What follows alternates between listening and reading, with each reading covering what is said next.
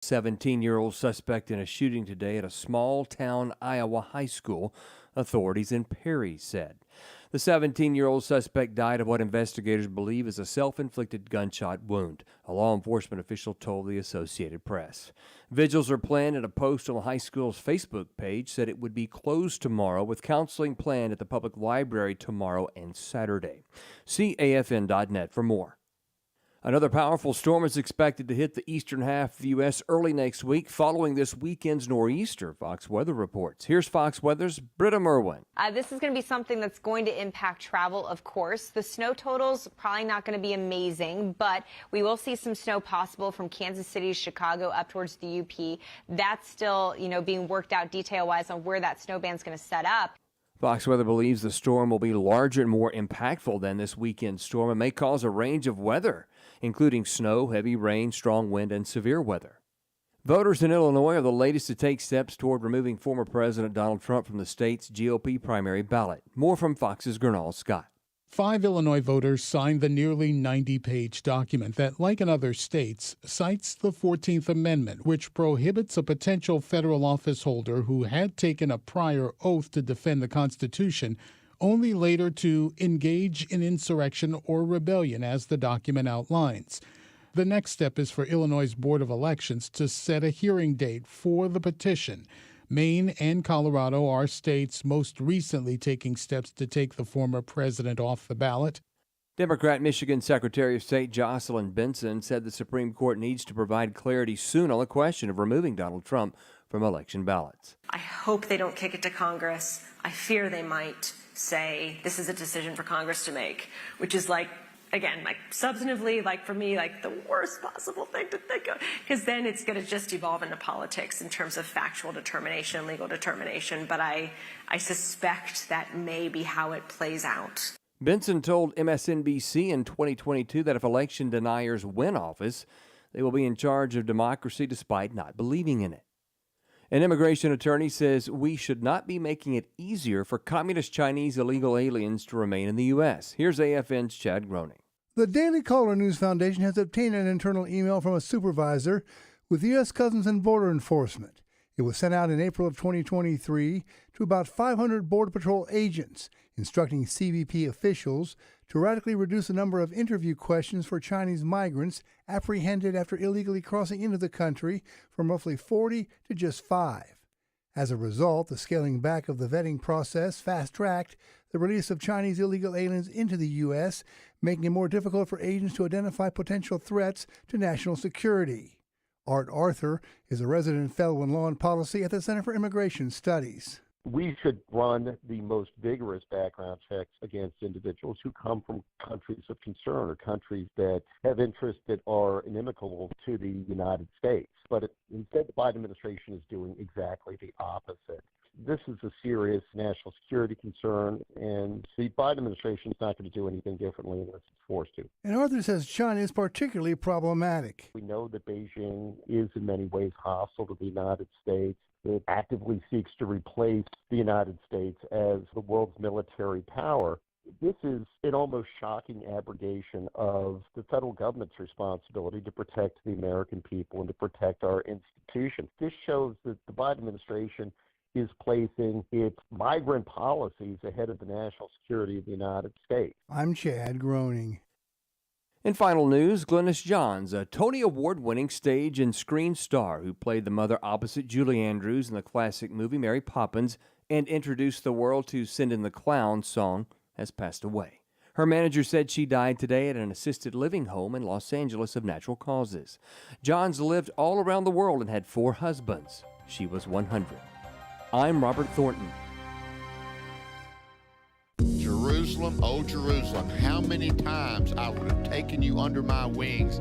They had everything that was necessary for them to know Jesus and follow him, and they went their way. I think for nations, for individuals, there is a day that you have to make the decision to respond to the Lord, and it might be that the door of opportunity after that shuts. Exploring the Word, weekdays 3 p.m. Central on AFR. is not an affirmative force. It simply reoccupies the space vacated by the light. This is the Hamilton Corner on American Family Radio.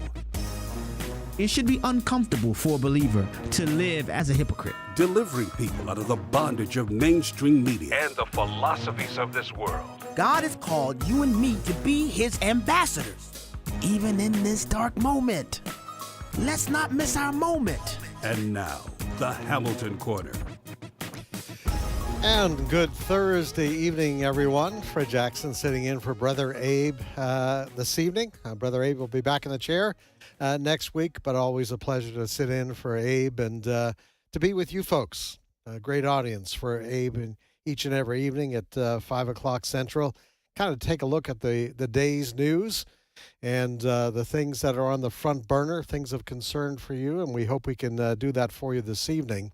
Bit of sad news to start off tonight. You may have heard it on our newscast just a few moments ago. Across the country, kids are going back to school. But in Perry, Iowa today, a 17-year-old high school student gunned down several people there. A sixth grader was killed and 5 other people were wounded. One of the 5 were told it was a school administrator.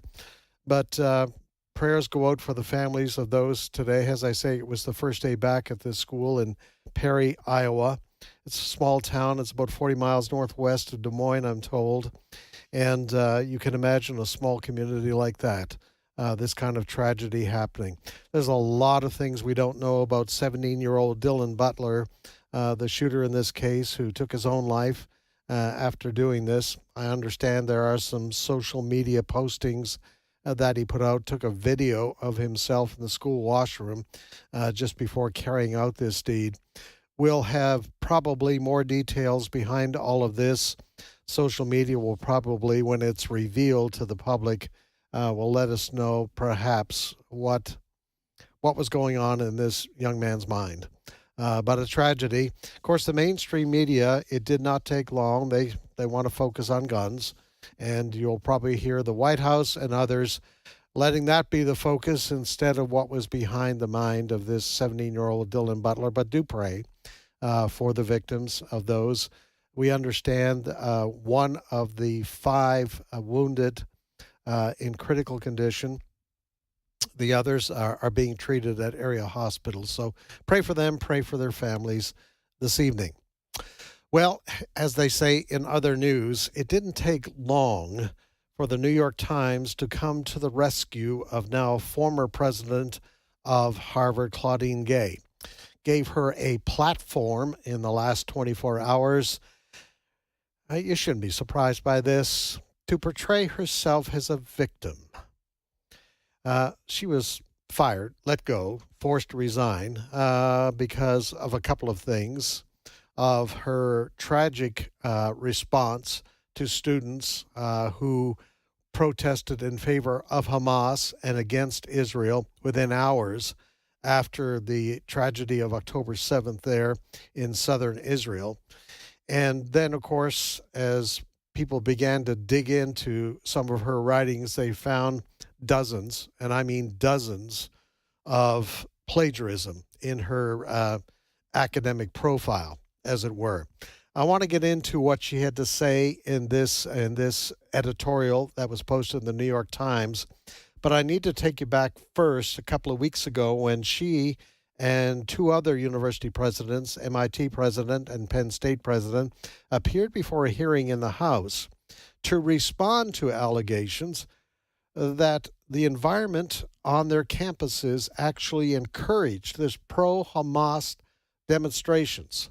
So here's a little bit. You're going to hear the voice of Congresswoman Elise Stefanik of New York questioning these university presidents. Cut number 16. Use of the term intifada in the context of the Israeli-Arab conflict is indeed a call for violent armed resistance against the state of Israel, including violence against civilians and the genocide of Jews. Are you aware of that? That type of hateful speech is personally abhorrent to me. And there have been multiple marches at Harvard with students chanting, quote, "There is only one solution, intifada revolution," and, quote, "globalize the intifada." Is that correct?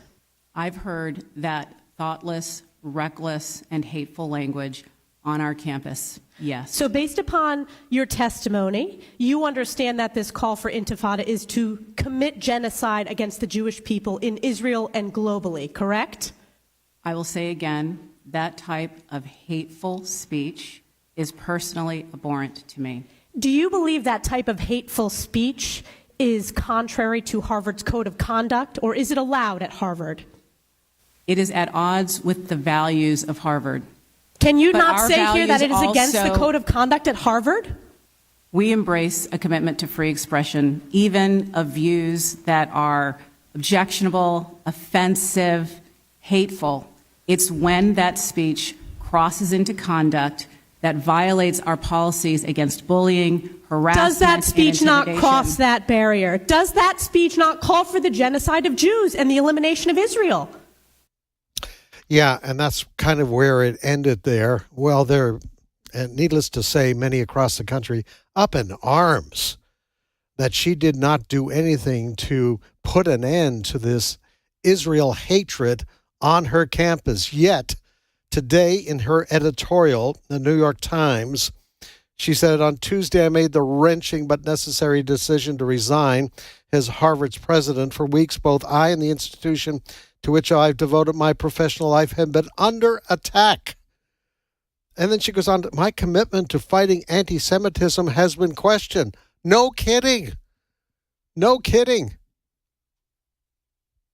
She says, my hope is that by stepping down, I will deny the demagogues the opportunity to further weaponize my presidency in their campaign to undermine the ideals animating Harvard since its founding.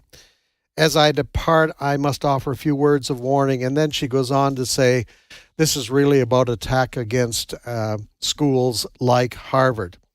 She says, yes, I made mistakes. In my initial response to the atrocities of October 7th, I should have stated more forcefully what all people of good conscience know.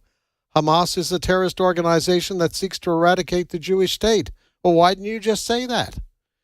And at a congressional hearing last month, I fell into listen to this. This is her words. I fell into a well-laid trap. No, Elise Stefanik was very clear. Did the behavior of these pro-Hamas, Israel-hating students, did it cross a line? And she refused to say it. The question was very clear, as you just heard. And then, of course, she goes on to talk about the plagiarism. My critics found incidences in my academic writings where some material, listen to this, folks, where some material duplicated other scholars' language without proper attribution. It's called plagiarism.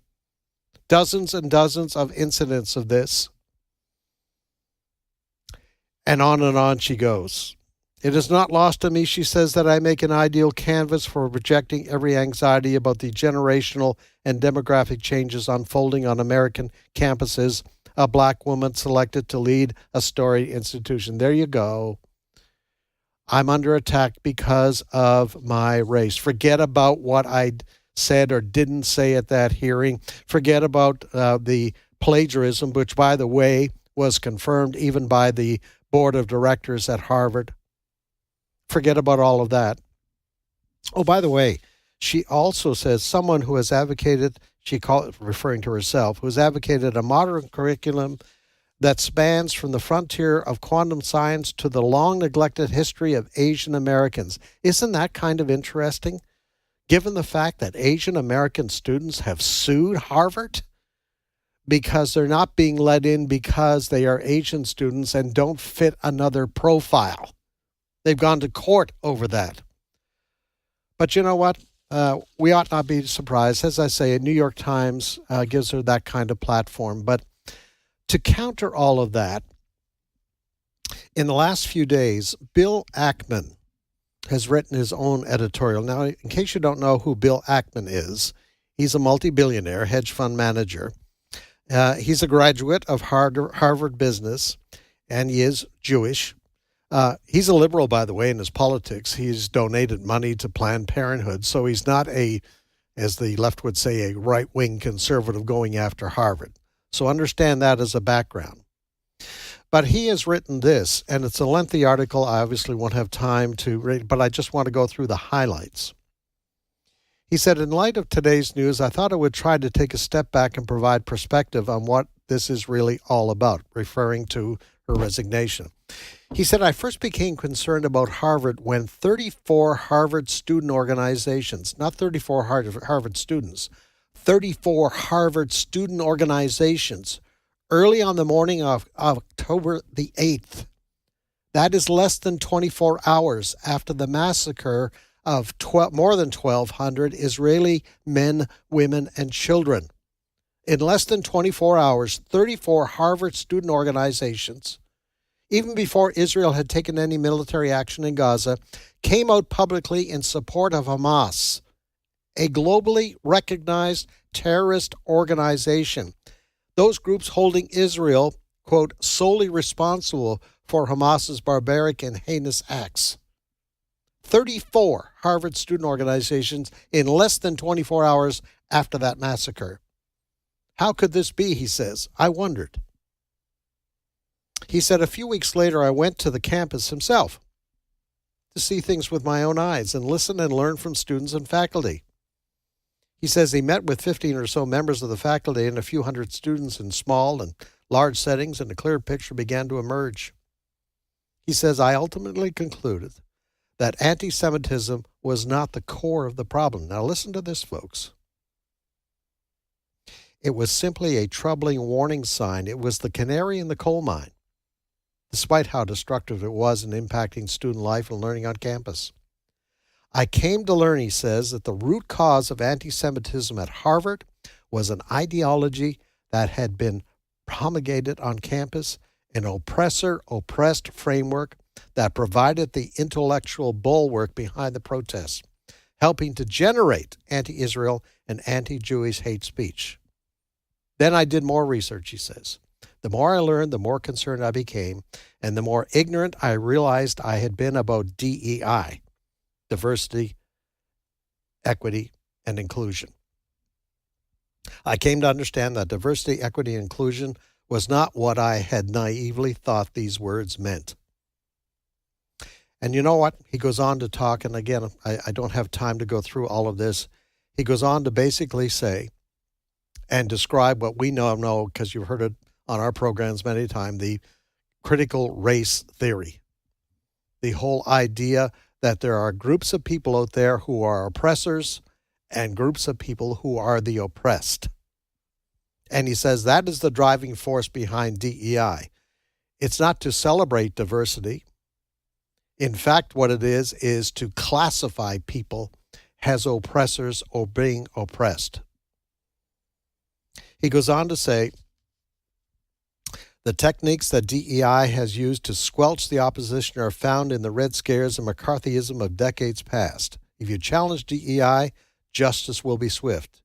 And you may find yourself unemployed, shunned by colleagues, canceled, and or you will otherwise put your career and acceptance in society at risk.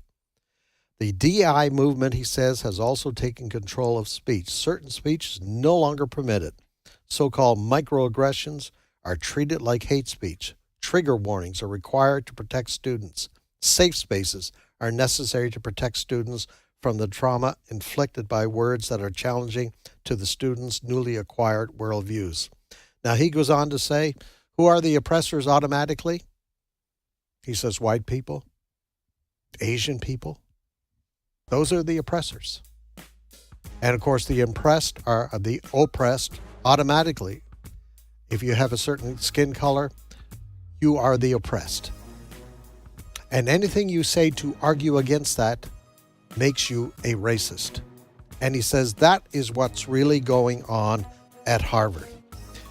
And I don't think he holds much hope, although he'd like to see a change in Harvard in their hiring of a new president there to turn that around. But this is not only Harvard, folks. Not only Harvard. It is Penn State. There, the president stepped down over the controversy of that hearing. But MIT, not yet. But it's not just those three schools, folks. It is across academia in this country. That has to change. All right, we got to run, take a break, but we're coming back. We're going to be talking to one of our Great folks, Pacific Justice Institute, right when we come back. Here's Pastor Joseph Parker. In the parable of the Good Samaritan in Luke chapter 10, 3 people of quote-unquote faith found a man in great trouble and distress. 2 of the 3 passed by on the other side of the road after seeing the injured man. Sadly, they did nothing to help. Yet when a Samaritan saw the man, he had compassion on him. The Samaritan went through great lengths to help the injured man. He used his time, energy, and money to assist the person in need. The Lord Jesus, after sharing the parable, gave a command, "Go and do likewise." Babies in the womb have too often been the man on the side of the road. The world has beaten them up, robbed them, and taken their lives too often. May the church, the body of Christ, may we not pass by on the other side anymore.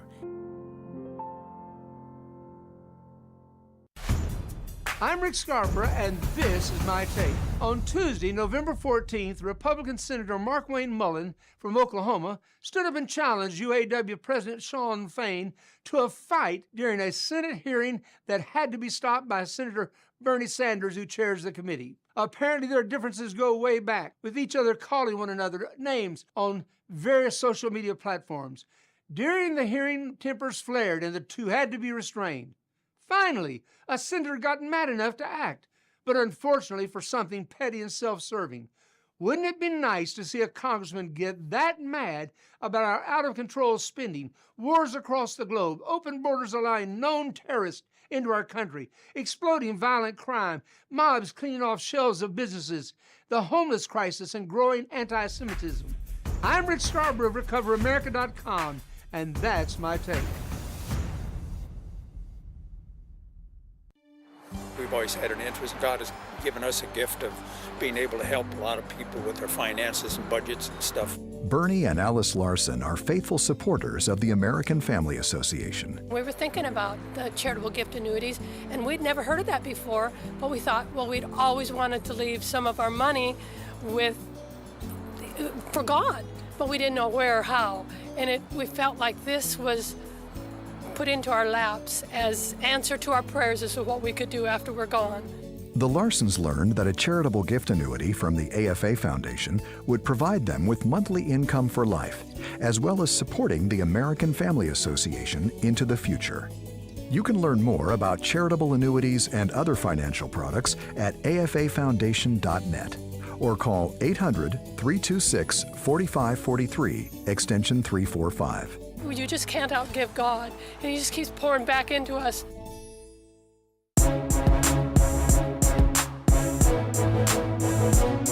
Shining light into the darkness. This is the Hamilton Corner on American Family Radio. And indeed, welcome back to this Thursday edition of the Hamilton Corner. Fred Jackson sitting in for Abe this evening. By the way, if you want to read the full editorial from Bill Aikman, that multimillionaire, the Harvard graduate, who is responding to his investigation of what really is going on at schools like Harvard and what DEI is really all about. It's really about, diversity, equity, and inclusion. It's really about oppression and oppression of free speech, oppression of anybody who disagrees with those who advocate for that kind of policy. It is Marxism, folks. It is critical race theory, and it is running rampant at our schools across the country, not only at the university level, but we know now down into our high schools and junior high and perhaps even below that. And that's why we have to keep fighting this, folks, and drawing attention to it because our kids, the minds of our kids, the hearts of our kids are at play here. And the influence that the education system has on our kids can be detrimental when the environment inside these places of learning, really is about anti-biblical values. It really is about parents having the right to have a say in how their kids are brought up. And, we're thankful that across the country, there are Christian lawyers that are fighting on behalf of parents, that are fighting for religious freedom. And one of those people is our good friend, Brad Dacus, of the Pacific Justice Institute, and he joins us from his home in California right now. Brad, welcome to the program. Oh, thank you, Fred. I appreciate the opportunity to be on this show. Thank you. Now, is it true, Brad, you're one of 3 conservatives left in California? No, actually, one of the 3 already left, so it's just 2 of us left, my wife and I. You sent the kids away, did you? Yeah, I know. Yeah. So, it is crazy. A lot of people are leaving California. And it's interesting. The studies seem to show that those who are leaving are actually more likely to be conservative than liberal. Faith is more important for those that are leaving than those that are staying, apparently, which I find interesting because there's been a bit of a concern with Californians bringing their garbage with them. But I think the people leaving California are all the more resolute as a whole of what they don't want to bring with them. And of course, that's encouraging for other states where there's Californians are moving to, like in the South and the Midwest. Yeah, I heard a bit of a joke the other day that they're looking at a 2-state solution in Texas. All of Texas except Austin, that is the other state. So we have that going on. But I'm, joking about only 3 left there. I know there are a lot of conservatives. I've had the opportunity, for example, to attend some services at Calvary Chapel there at Chino Hills. And the pastor there is a real fighter, as you are. Yes. And there are battles going on. What is the latest that you're hearing? I mentioned Chino Hills because there was a real battle there involving the school board in Chino Hills that, are you ready for this, really spoke up for parental rights because you had a school board there that Brad went radical. Well, yeah, actually, they were just very level-headed. They wanted to make sure that their curriculum, that the books that they had were not pushing some radical sexual inappropriate agenda and materials. They didn't want parents lied to. They wanted teachers to use the pronoun of the children that the parents Imagine that. wanted. Imagine that. Yeah. So it was it's pretty crazy. When we at Pacific Justice have given legal counsel to so many school districts like Chino Valley. And in fact, right now we have a major lawsuit in New Jersey against the Attorney General of New Jersey. And we're suing on behalf of parents groups from several different school districts. And these school districts are saying, no, we don't want to force teachers to lie to parents or to use pronouns that violate the convictions of the parents. And we want a transparent school district, transparent school board. And the Attorney General of New Jersey says, "Oh no, I'm not going to let you do that." And so we are litigating in our office out of New Jersey. There's some very important cases. In fact, many people don't know this, but we now have 36 offices in 29 states, coast to coast, all over the country, the north, the south, the east, the west. And we do all our work without charge, working hard to make sure that everyone gets help. So if anyone finds themselves in a situation dealing with religious freedom, parents' rights, the sanctity of life, and they need help, I strongly encourage them to visit our website, and then they can also get our case update, the Legal Insider, which is a weekly update to keep them up with our many, many hundreds of cases that we have across the country. Brad, because this is so prolific across the country, the desire of an education system to basically push parents out of the way, this is by design. And am I going too far to say this is really satanic, is what it is? Yeah, definitely. If not that, then maybe at least demonic. But yeah, very, very much so. I talk about public schools as being spiritual death camps. That's a term I came up with, spiritual death camps, because that's in essence what the studies show happens to children, even children who come from Christian families. They go to church every Sunday, and yet the studies are showing that these kids who are in school districts, and particularly school districts in blue states or dominated with radical school board members, as we've seen in some conservative places, even like Fort Worth, Texas in the past, or Austin, Texas, or Houston or Dallas, where these school districts at a young level, at the age all the way down to kindergarten, are pushing and promoting sexual orientation and lifestyles and gender confusion that is just outright child abuse in every sense of the word.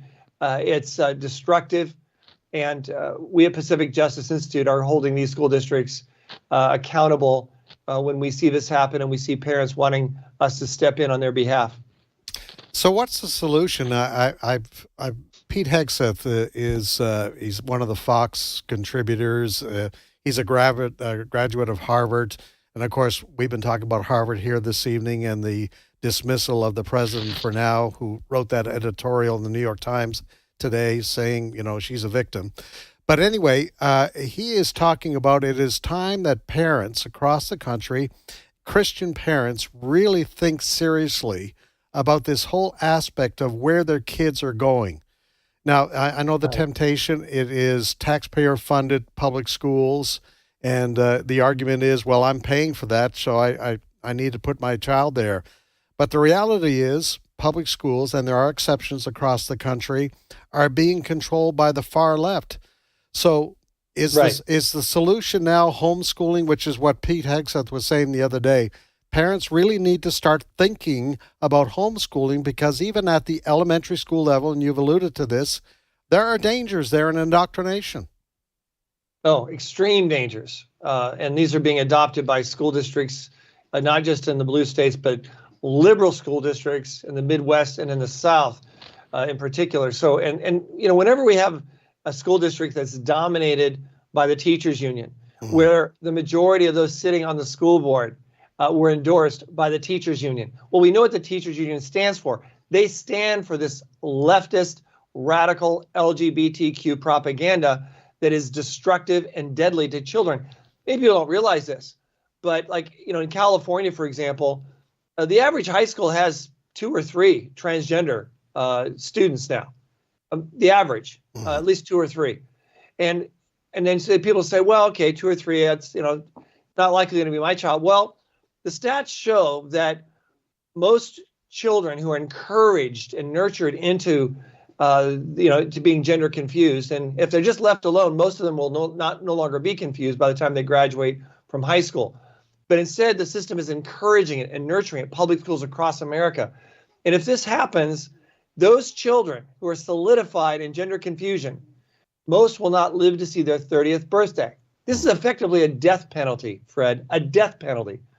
So, how many people would want to send their child to a school district where they say, well, the odds are 1 or 2% that your child's going to be executed before the age of 30. They'd say, absolutely not. I won't put my child in that kind of a dangerous environment. But physically, that is what we're talking about, much less, of course, spiritually, the impact on a much broader scope of the kids graduating from our public schools. And the studies show that they are also drifting away from the Christian faith in a record percentile that has never been seen in our nation's history. So I believe that homeschooling is definitely something parents should look into.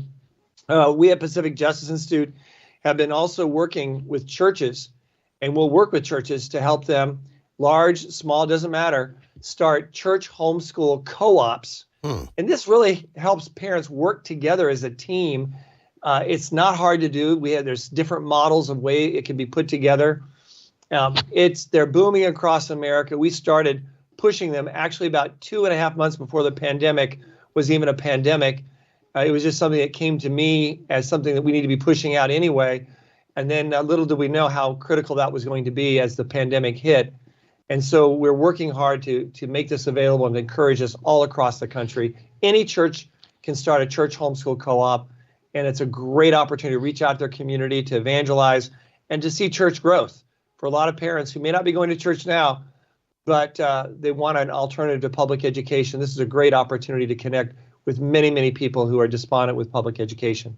I'm sure there are listeners who just heard what you had to say. Just once again, are you offering some resources, some material that can help churches, can help parents in getting started on this? Yes, we do. And if they go to our website, pji.org, P for Pacific, J for Justice, I for Institute.org, there they can click schools or churches, and there they can look under resources. So scroll down, click resources, and they can get information about these different models, and also who to contact to get even more information about different church homeschool co-ops. This is booming. A lot of parents are homeschooling. Homeschooling is booming, but the reality is, Fred, what we've discovered, a lot of parents cannot homeschool on their own. They feel insecure about it, maybe because of their own background or educational background. Maybe it's because they both work, and it's just practically they can't do it in that regard, or it's a single parent who has to work. Well, this is where if parents work together in a church, they can help compensate for those parents in that situation. And those parents who are working Monday through Friday can work and assist with tutoring on Tuesdays, or on in the evenings, or perhaps on Saturdays.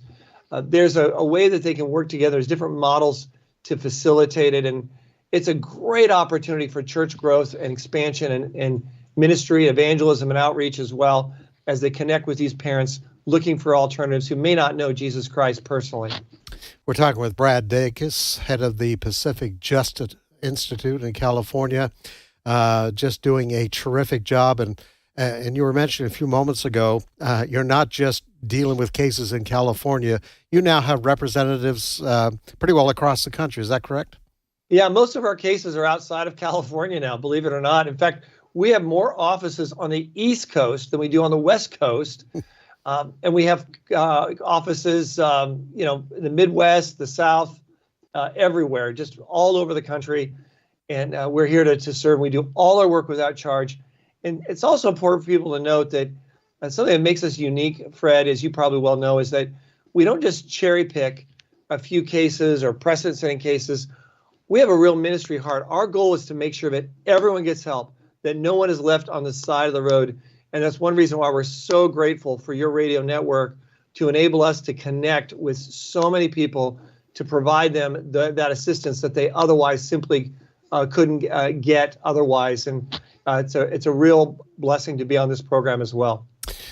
Brad, we're going to come up to a break here in just a few moments. Can you stay with us after the break? Because there's so many other things I want to talk to you about that are on the front burner. Because I think 2024 is going to be another challenging year legally for religious freedom, for Christians, for parental rights, and there are so many fronts on this. Just reading one of your press releases on your website, lawsuit seeks to allow enforcement of Nevada's parental notice law for minors seeking abortion. Tell us a bit about that. Yeah, it's an interesting case. The state of Nevada has had it on the books. Laws that require parents notice before a child can have an abortion, and yet it's been ignored. Some have interpreted this in Nevada. The Attorney General is liberally interpreted the past case law pre Roe versus Wade to say that that's unconstitutional. You can't have that. But the reality is the case law, first Roe versus Wade was overturned. Number one. Number two, subsequent case law is showing that no, that's not a proper interpretation. The Constitution doesn't protect minors the ability to have an abortion without their parents even knowing about it. The state law that is on the books is valid, and we are litigating this case and working very hard on behalf of a district attorney office and others. So we're optimistic that in the end this is going to prevail, and parents are going to be vindicated, and a lot of young people are going to be protected from being deceived and manipulated by a liberal public school teacher working with a liberal counselor and an abortion mill like Planned Parenthood. So it's very important litigation, and we're hoping it's going to set great case law for other states as well. All right, Brad. Brad Dacus, Pacific Justice Institute. Like I say, there's some other things. There's some laws that are coming into play in California, one involving LGBTQ, MOUSE, and foster youth. I want to talk to you about that because, again, infringement on foster families who want to adopt precious children. All right, you're listening to the Hamilton Corner. Fred Jackson sitting in for Abe. Much more ahead on this Thursday edition of the Hamilton Corner. Don't go away.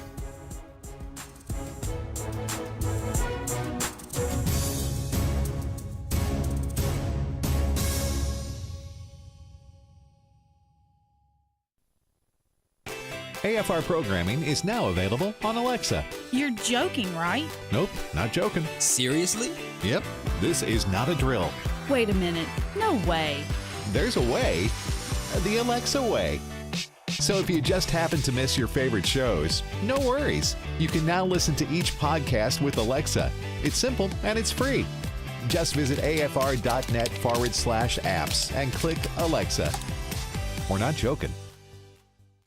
The Middle East, that's one part of the world we need to pay attention to, especially the country of Israel. Each week, I'll help you make sense of what's happening in that region through a biblical lens. I'll bring you important information about security threats, archaeological discoveries, biblical prophecy, ministries happening on the ground, and much more. I'm John Riley. Join me for the Middle East Report Special Edition every Saturday at 6:30 p.m. Central on American Family Radio as I connect you to the people, places, and geography of what we read in God's Word. Is Christian nationalism the solution? This is David Wheaton, host of The Christian Worldview. Wicked depravity is now tolerated and affirmed by our leaders and laws, and the predictable result is division, confusion, and harm.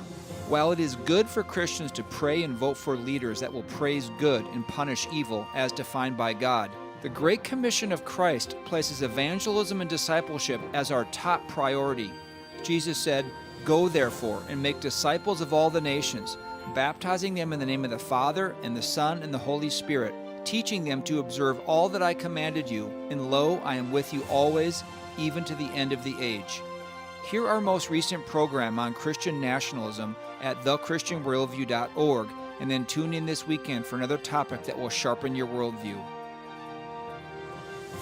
Listen to The Christian Worldview with David Wheaton, Saturday mornings at 8 Central on American Family Radio. This is Walker Wildman with AFR, and we're sending Bibles. Here's Michael with Bible League International. Walker, not far from the conflict in the Middle East right now, Mahmoud was an Islamic cleric. He accepted the invitation of a Christian friend to attend a Bible study. I was born and brought up in a Muslim family. I started reading the Bible not to know the Word of God, but to find out the faults. The Holy Spirit would convince Mahmoud he was a sinner and there was no other name under heaven by which to be saved except that of Jesus. He was labeled an infidel, kicked out of his village, his family's left him. He's never seen them since. But today he's a pastor and a church planter. You know, he's planted 15 churches ranging from 13 to about 30 people, and he's praying for Bibles there in the Middle East. We want to bless 20,000 Bibleless believers by the end of January. You've done that for 14,000 with only 6,000 to go at $5 a Bible, $100 since 20. So would you pray about it and get involved today, Walker? Give generously at 800-YES-WORD, 800-YES-WORD, or visit sendbiblesnow.org, sendbiblesnow.org. So for God to speak is for God to engage in self-revelation. We only know God because God has condescended to speak to us.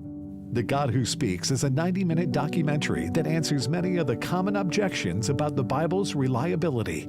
The film equips believers to confidently base their lives on the power of God's Word. It's available at streaming.afa.net.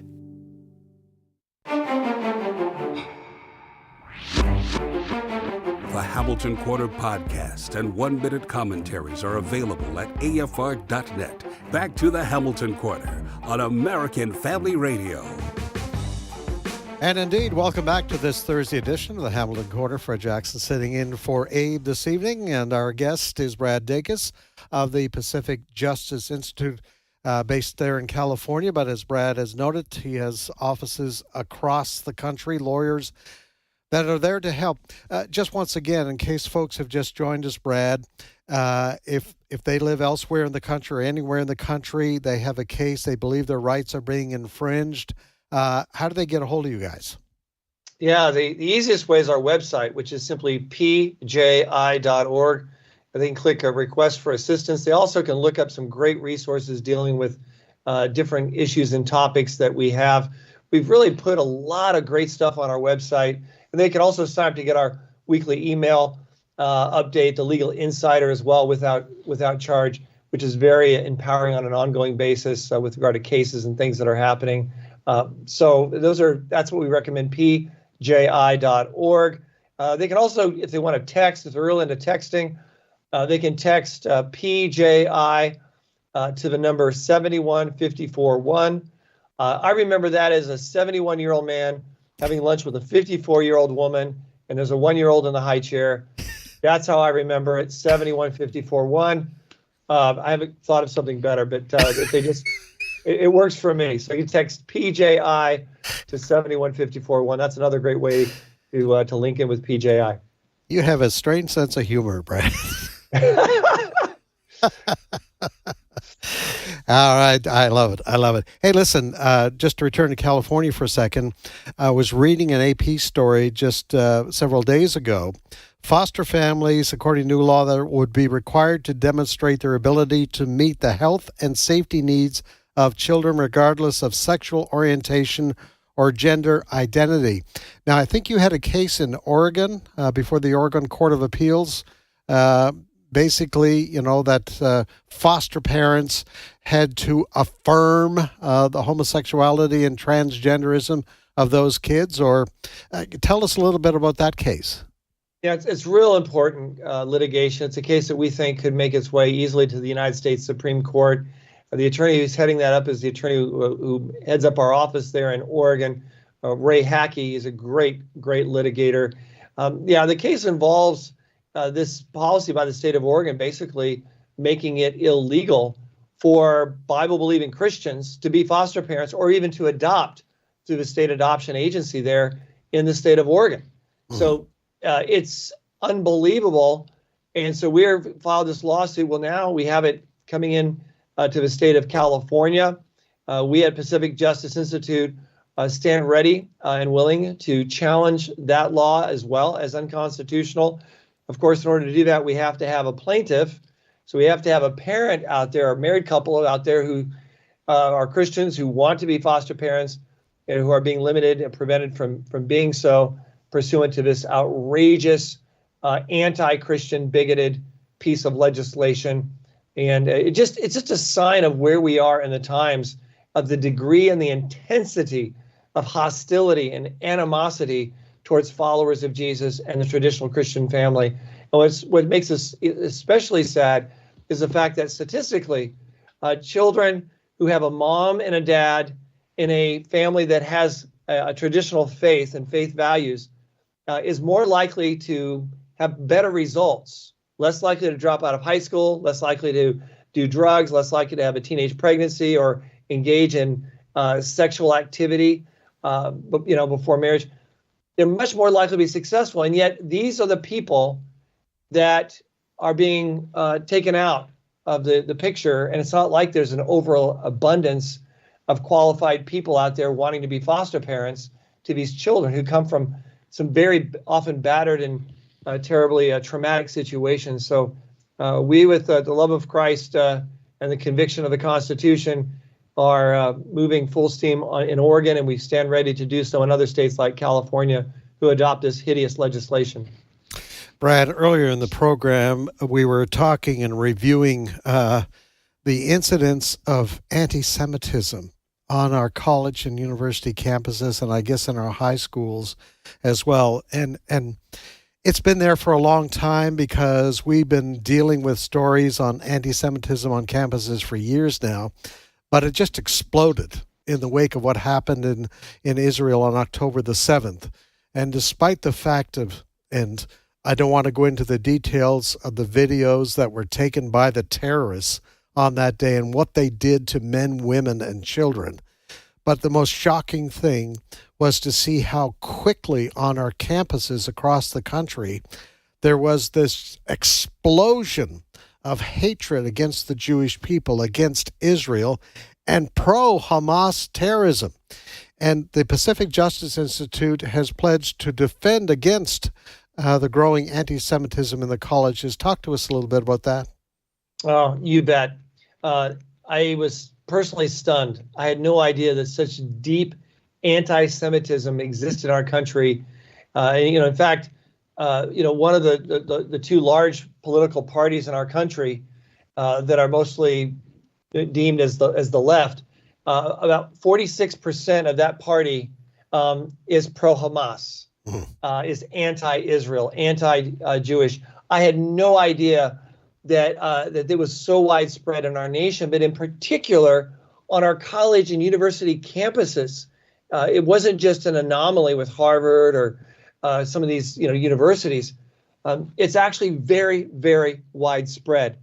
And that's why we at Pacific Justice, we stepped up, and with our many offices all across the country, we're well positioned to do just that, to step up and to pledge to defend and represent every single Jewish student in a high school, in public schools, or on these university college campuses that are being harassed or bullied either by pro-Hamas, pro-terrorist loving mobs and radical demonstrators, or by leftist teachers or professors intimidating, demeaning, or harassing these students in the classroom. We're not going to put up with it. And so we've made this unilateral pledge to all the students out there. And we've even made a point to not just put out a press release on it. We've made a point to contact a number of Jewish organizations so that they're aware of it as well, that we stand ready to stand by not just Israel, but by those who are Jewish and those who support Israel, whether they're Christian or Jewish, and they're dealing with this kind of outrageous, unbelievable conduct. When you see this conduct, this anti-Semitism, I think as Christians, we have to go to the fact that this is really part, and all that we've talked about this evening, Brad, is really part of a larger spiritual warfare that's going on in our country right now.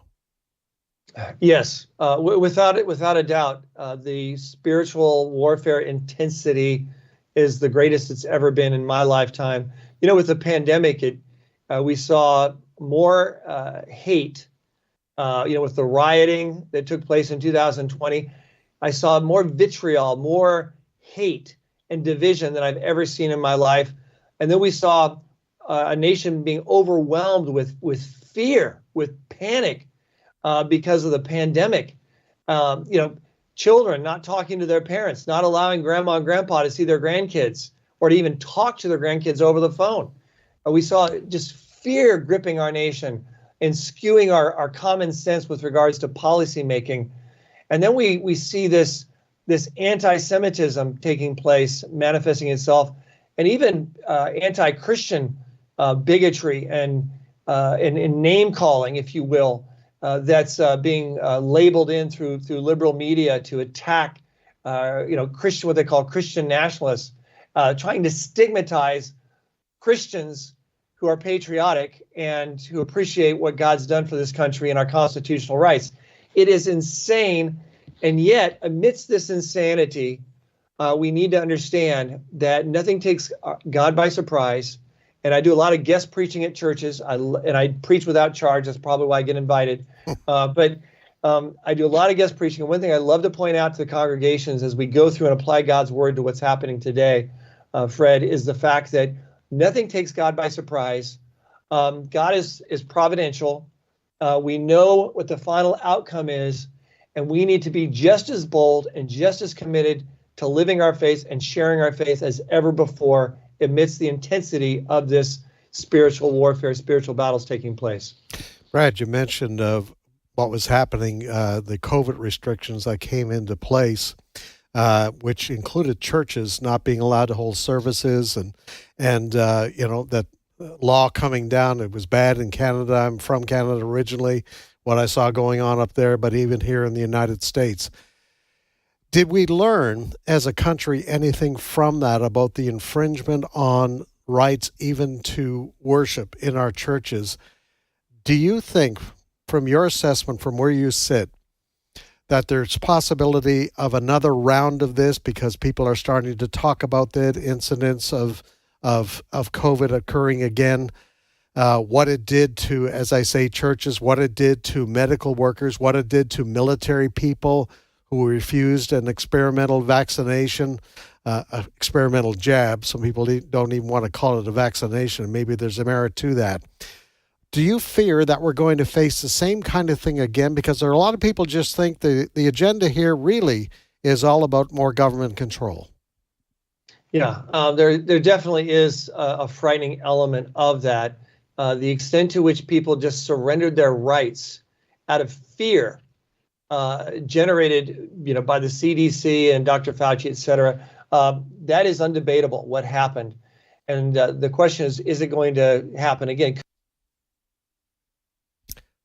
Did we lose Brad? I guess we've lost Brad in that connection there. We'll see if we can try to get him back. There's just so many cases there, and Brad is alluding to this, of what's going on out there. I'm amazed. I've been involved with journalism now, Christian journalism here in the United States for almost 27 years. But the eruption in the last few years of attacks against Christian values and taking the way of rights of Christian parents to speak up. I think what we saw in Virginia, what happened there when the school board was made aware of a transsexual assaulting a student in a washroom and parents spoke up. Brad, I think you're back with us? Yes. Yes, okay. I was just mentioning, reviewing back of what happened in Virginia when parents were made aware of a transsexual who had assaulted a young lady in the girls' washroom there. And that really opened the eyes of a lot of people as to what the agenda is. And you were talking just before we lost you there of hopefully that the country has learned that there is agenda out there that wants to take rights away under the guise of protecting us in that case of COVID. Hopefully We've learned something from that. Yeah, and I think we have part of it also on the legal side. We've definitely made some progress. We at Pacific Justice Institute, we're the ones that brought the case before the United States Supreme Court, got the emergency writ by a 6-3 vote by the U.S. Supreme Court, ordering California Governor Gavin Newsom open those churches now, and he did. We did that in just 3 days. Just 3 days, sent ripples across America. So we've seen great case law. We're helping thousands across the nation getting their jobs back after being purged because of their faith. So we see some great case law. Spiritually, though, it's still there, and we need to be aware of that. Efforts to control our kids with the new pronouns and those issues. That's picking up, and but with that is a good response against that kind of government control, with parents saying, "Not on my watch. We're pulling our kids out of public schools." So we've seen some good pushback. I don't think it's in my lifetime we'll see it as bad as it was. And that said, I've been told sometimes I'm overly optimistic, but I've seen a great God give us great successes and victories. And I still believe we're in the church age. The rapture hasn't happened, so I think we're going to continue seeing some great progress and hopefully revival if the church awakens and decides to really just to live their faith and to share their faith to a world that is darker than it's ever been that I've seen it, and yet open all the more, I believe, in the end to the gospel. I'm reminded of the book of Esther. When Esther was told, you better take action because you've been put here for such a time as this. And I think as Christians, we have to be mindful of that. God makes no mistakes. We're here, and we're to be light, we're to be salt until Jesus comes. Brad Dacus, Pacific Justice Institute, PGI.org is the address to go at and to learn more about what's happening at Pacific Justice Institute, and that they're there to help. All right, got to run. More great programming here at American Family Radio throughout the evening, throughout the day, throughout the week, 24 hours a day. Good to be with you, folks. You take care. We'll see you again real soon.